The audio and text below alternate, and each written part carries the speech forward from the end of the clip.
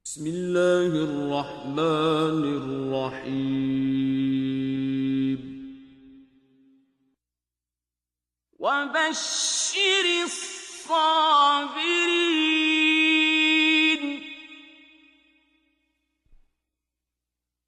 الَّذِينَ إِذَا أَصَابَتْهُم مُّصِيبَةٌ قَالُوا إِنَّا لِلَّهِ وَإِنَّا إِلَيْهِ راجعون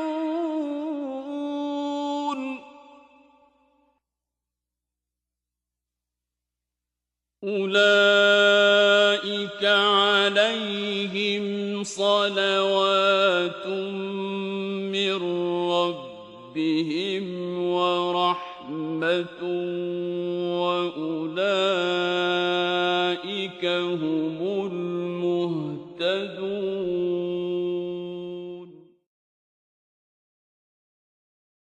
الشيطان الرجيم. بسم الله الرحمن الرحيم. وبه نستعين. لا حول ولا قوة إلا بالله العلي العظيم. الحمد لله رب العالمين.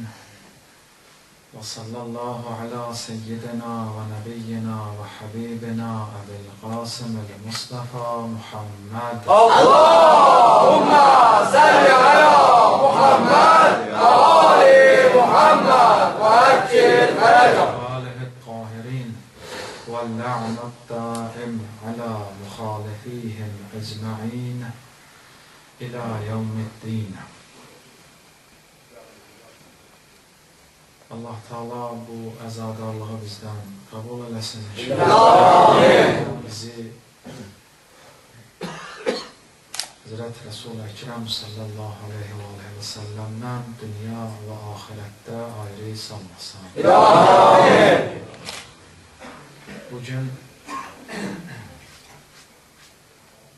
Səfər ayının 28'ine təsadüf edir söhbətimiz. O yüzden iki hissə söhbət eləmək məcburiyyətindəyik. Birinci söhbətimiz Səfər ayının 28'ine aiddir və ikinci söhbətimiz mövzumuzun ardıdır. Əvvəl başdan deyirik ki, hər kəs mürəxxəsdir, çox danışmayacağı, amma əvvəlcədən bunu deyirik, hər kəs mürəxxəsdir, kim yorğundursa, yorulubsa, narahat olacaqsa, məclisi tərk edə bilər. Bugün Səfər ayının 28'idir. Və bu tarix bizim üçün iki məsumun dünyadan köçməsi ilə yadda qalıb. Həzrət Resul-i Ekrem sallallahu aleyhi ve sellem hicrətin 11-ci ilində Səfər ayının 28'ində dünyadan köçüb və İmam Həsən-i Müctəba aleyhisselam hicrətin 50-ci ilində yenə də Səfər ayının 28-ci günündə, yəni babasının dünyadan getdiyi gün şəhadətə çatıb. Bu iki məsumun şəhadət günündə istəyirik mövzumuzu, söhbətimizin birinci hissəsini aid edək Peyğəmbərə. Və bu barədə danışaq ki, Peyğəmbər, o bir cümlə. Bu cümləni sual kimi də tuta bilərsən ki, cavabını axtaraq. Budur ki, Peyğəmbər əleyhissalam bizim üçün nə edibdir? və biz onun üçün nə eləmişik? Əlbəttə, burada mövzunu başqa adlarla da başlamaq və qoymaq olardı, danışmaq olardı. Amma fərq eləməz, çünki söhbət elə həmin söhbət olacaq. Həzrət Resul-i Əkrəm sallallahu aleyhi və səlləm bizim üçün nə edibdir? Əslində, bunun cavabını elə sualla vermək olar ki, daha nələr eləməyibdir. Bir insanın dünya və axirət səadətini təmin eləmək üçün Həzrət Resul-i Əkrəmin çəkdiyi müsibətlər, çəkdiyi əzablar. O bir insan kimdir? Hər kəs. Çünki Peyğəmbər əleyhissalamın təbliğ üsullarından biri insanlarla fərdi məşğul olmaq idi. Biz baxırıq Peyğəmbərin səhabələrinə, məsələn, Səlmana, Əbazərə ki, məşhurlardır. Bunları kim yetiribdi? Kim tərbiyə edibdi? Əlbəttə ki, Peyğəmbər.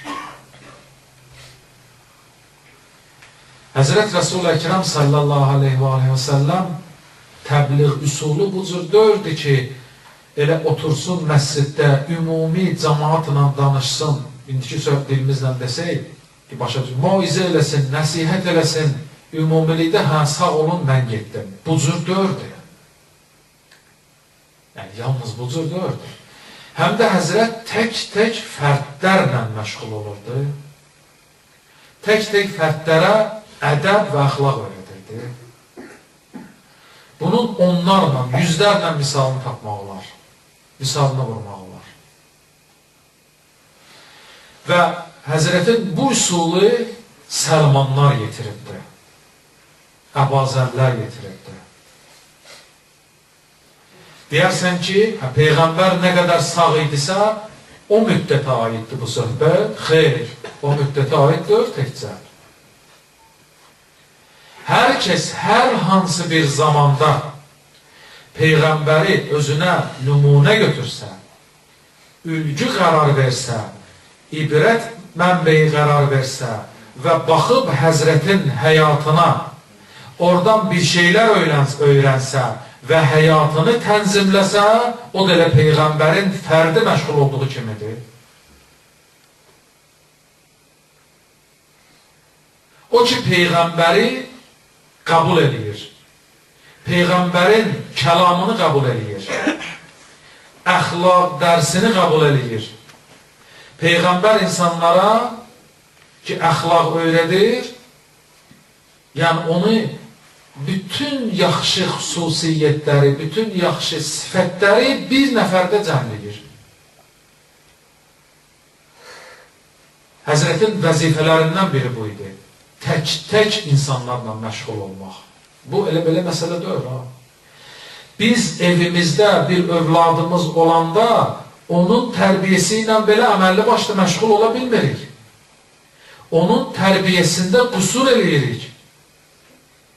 Və övlad gəlib salih övlad kimi, insan kimi böyüyəndə, boyu başa çatanda şükür eləyirik ki, şükür olsun Allaha, bu vəzifədən müəyyən qədər icra eləyə bilmişəm demək.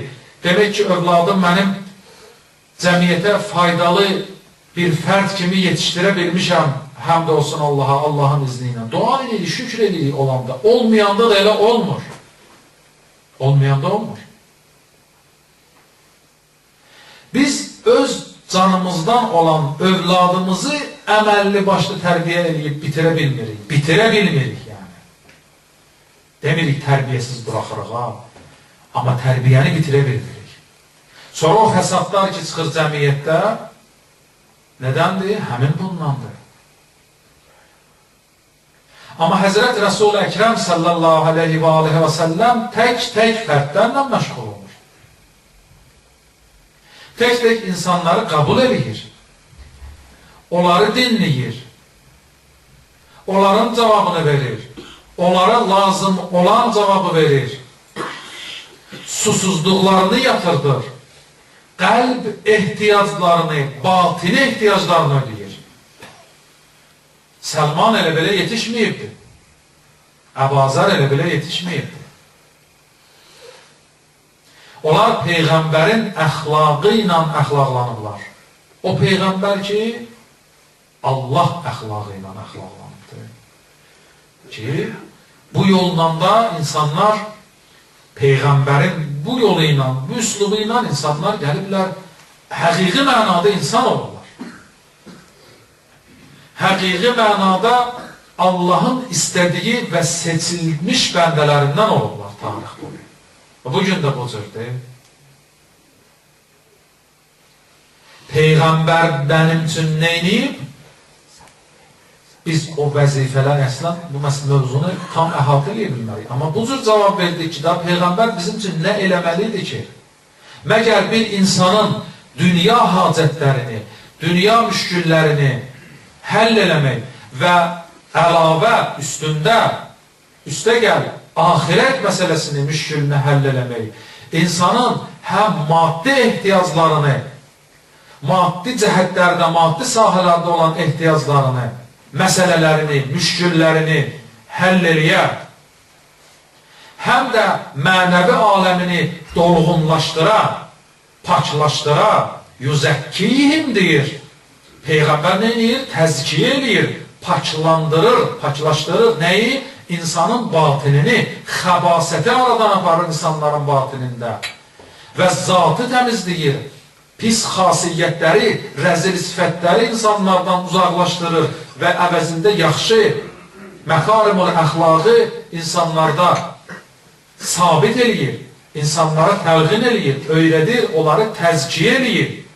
Bir insanın da maddi tərəfi var, bir də mənəvi tərəfi var. Həzrət o tərəfində müşküllərinə cavab verir, bu tərəfində müşküllərinə cavab verir. Da nə olmalıdır ki? Kimdir ki, məgər bizim atamız, babamız, tərbiyəçimiz, ustadımız və yaxud hər hansı bir başqa biri bunların mində, milyonda birini eləyə bilirlər? Məgər bir şagird bir ustadın yanına gedəndə ustad zəmanət verir ona ki, mən bu şagirdə zaminəm ki, bu axıra qədər kamil surətdə dərsini oxuyub bitirəcək. Xeyr. Hələ bu dərsidir. Əxlaqında işi yoxdur. Başqa şeylərdə işi yoxdur. Hələ dərsindən danışır, zamin olmur. Cavabdeh durmur. Deyir, oxuyacaq, hələ oxuyacaq, oxumayacaq, oxumayacaq. Biz bilmirik hələ övladlarımızla münasibətimiz necə olacaq? Bir fərli övlad çıxara biləcək cəmiyyətə yoxsa yox. Bizim işimiz pənah Allahadır. Biz işlər ki, övladlar böyüdürük, inşallah yaxşı olar da. Amma əlimizdən çıxanda, vay görəsən mən nəyi düz eləmədim? Biz övladımızın suallarına görəsən etiqad mənasında, etiqadı suallarına doğru düzgün cavab verə bilirik, yoxsa yox? Sualdır da, uşaqlar verərlər, övladlar verərlər, soruşarlar atadan, anadan. Biz onları başımızdan edirik, yoxsa suallarına həqiqətən cavab veririk, cavabını bilirik. Cavab verib, təmin edə bilirik onu, rahat edə bilirik onu o sualdan, yoxsa yox. Həzrət Rəsul Əkrəm maddisini də, mənəvisini də bəşərin verirdi. Bəşərin tək, mənim, sənin, yox, hər kəsin. Və nə eləməyibdir? Ona görə biz neçə ay bundan əvvəlki söhbətlərimizdə buna işarə vurmuşduq məxsusən. İşarə vurmuşduq ki, Həzrət Rəsul Əkrəm Peyğəmbərliyə çatanda, Beysət zamanında cəmaatın içinə gələndə onu heç kəs qəbul eləmədi 2 nəfərdən başqa. Heç kəs cəmiyyət qəbul eləmirdi ki onu. Amma Peyğəmbərliyin sonuna baxanda, Məkkənin fəthi zamanına baxanda, Həzrətin ömrünün son zamanlarına baxanda görürsən ki, insanlar yədxulunə fi dinillahi əfvaca, dəstə dinə daxil olurlar. O Peyğəmbər ki, başına zibil atırdılar. O Peyğəmbər ki, söyürdülər onu. O Peyğəmbər ki, təhqir edirdilər onu. Həzrət 23 ilin içində görün nələr eləyib bəşəriyyət üçün ki, ona nifrət eləyənlər, onu ilə düşmənçilik eləyənlər dönüb İslam'a gəldilər, haqqa gəldilər, gəlib şəhadətini deyib, Peyğəmbərin ətəyini öpdülər.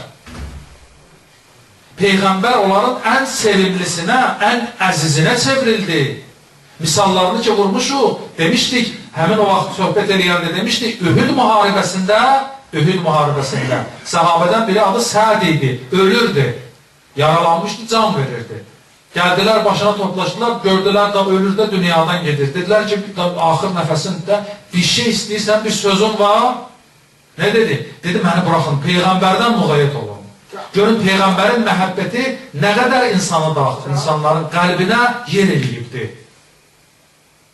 Halbuki, Beysətin əvvəlində, Peyğəmbərliyin əvvəlində 2 nəfər xanım, Xədicə salamullah aleyha və Həzrət Əli aleyhissalam. Ondan başqa heç kəs qəbul eləməzdi Peyğəmbəri. Amma zaman keçdi, çox qısa bir zamanda, 20-23 il çoxdur. Hələ Ühud müharibəsi ki, 23 il keçməmişdi ki. Onunla belə insanların qəlbində görün Peyğəmbərin məhəbbəti nə qədər yer eləmişdi. Ya qadının misalını vurmuşuq Ühud müharibəsində. Bir qadının bütün ailəsi demək olar şəhid olmuşdu. Atası şəhid olmuşdu, əri şəhid olmuşdu, qardaşları şəhid olmuşdu. Hamısını yığmışdı bir yerə, bir arabaya deyək, məsələn, getirib gəlirdi müharibədən sonra, Ühuddən sonra Mədinəyə. Bir çıxdılar onu qarşılamağa, gördülər da bunun başı müsibətdədir, bəladır da. Vay, sənə nə olub, gör nə qədər, sənin şəhidin var, sən tamamen qırılmışsan, ailə qırıblar ki. Qadın dedi ki, şükür olsun ki, Peyğəmbər sağ. Həmd olsun Peyğəmbər sağ. Görün, insanların qəlbinə necə Peyğəmbərin məhəbbəti daxil olub? Ki, insanlar Peyğəmbər düşünürlər ancaq. Peyğəmbərə bir şey olmasın. Tək onun canı sağ olsun. Bizdən fəda olub da. Mən, qardaşım ya oğlum dünyadan gedib nə olacaq, getməyib nə olacaq. Amma Peyğəmbər dünyadan getsə, yadımızdadır ya, keçən söhbət, ondan əvvəlki söhbət, çox şey itiririk, çox şey itiririk. Rəhbərin, məsum rəhbərin dünyadan getməsi, demişdik, bəşəriyyət üçün nədir? Müsibətdir, müsibət. Ağır dərddir. Yəni, həqiqətən də qəmlənməli, qüssəsini çəkməli bir dərddir. O cür Peyğəmbər ki, dünyadan gedəndə də ümmət deyib dünyadan getdi. O Peyğəmbər ki, mənim üçün, sənin üçün, hər birimiz üçün canı yanırdı. O Peyğəmbər ki, vəsiyyətində nigaran idi ümmətdən. Narahat idi ki, mənim ümmətim görəsən bu dinə, Allahın dininə, Allahın yoluna sadiq qalacaqlar yoxsa yox. O Peyğəmbər ki, ümməti üçün fəda eləmədiyi şey qalmadı, etmədiyi şey qalmadı. Peyğəmbər bizim üçün nə edib? Bunun cavabı. İndi ikinci tərəfinə keçək. Peyğəmbər üçün biz nə eləmişik? Biz Peyğəmbər üçün nə eləmişik? Deyir,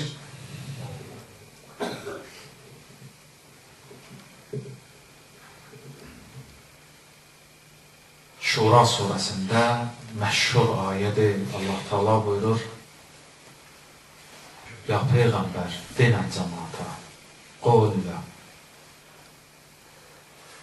ki, soruşursan, biz neyniyək Peyğəmbər üçün? Allah Teala bizim cavabımızı verir. Neyniyək Peyğəmbər üçün? Allah Peyğəmbərə ayə nazir edib, qovul, decinən ya Peyğəmbər, kimə? Neyniyək deyənlərə. Onlar ki, deyirlər, Peyğəmbər üçün neyniyək? Onlara, ya Peyğəmbər de, la əsəlukum aleyhi əcrən. Mən sizdən bu Peyğəmbərliyin müqabilində, o bayaq saydıqlarımızın müqabilində heç nə istəmirəm. İlləl məvəddətə fil qurba. Bir istədiyim var, ya Peyğəmbər. Allah Teala buyurur, ayədir ya. Ya Peyğəmbər bu cürdür, denən bir şey istəyirəm. O da nədir? Əhli beytimə məhəbbət. Başqa heç nə istəmirəm. Əhli beyti sevmək, bunu istəyirəm. O qədər əzab işgəncə, müsibət ki, biz hələ nümunə misal üçün bir iki dənə qeyd elədik. Onun müqabilində o acı, dərdli, ağır ki, dünyadan gedəndə də ümumiyyət deyirdi, onun müqabilində səndən istədiyi nədir?